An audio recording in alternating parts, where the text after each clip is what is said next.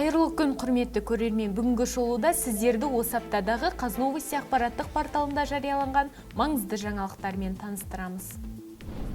Президент Қасым-Жомарт Тоқаев денсаулық сақтау министрі Алексей Цойдың жұмысына көңілі толмайтынын ашық айтты. Қазақстанда 1 сәуірден бастап электр энергиясы қымбаттады.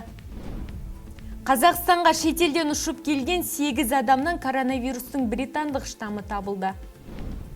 Алматыда коронавирус жұқтырғандар халық аренадағы госпитальға қайта жатқызылып жатыр. Қазақстан мұсылмандары діни басқармасы ораза кезінде коронавирусқа қарсы вакцина салдыруға болатынын мәлімдеді.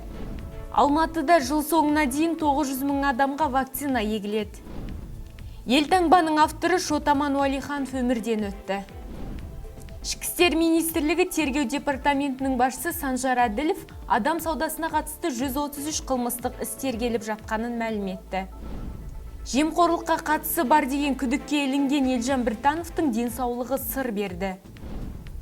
Балықшылар жайықтан салмағы 150 келі тартатын бекіре аулады. Елордада 1940 жылдан 1980 жылға дейінгі салынған үйлер бұзылуы мүмкін. Спорттан бірер ақпар. Қарағандылық Ажар Салықова 65 келі салмақ дәрежесінде Мәскеуде өткен самбодан әлем кубогында алтын медаль жеңіп алды. 3 сәуір күні Дубай қаласында кәсіпқой бокс кеші өтеді. Онда Қазақстанның 2 былғары қолғап шебері өнер көрсетеді. Осы және өзге де маңызды жаңалықтарды Қаз Новости ақпараттық порталынан оқи аласыздар. Келесі аптада кездескенше аман болыңыздар.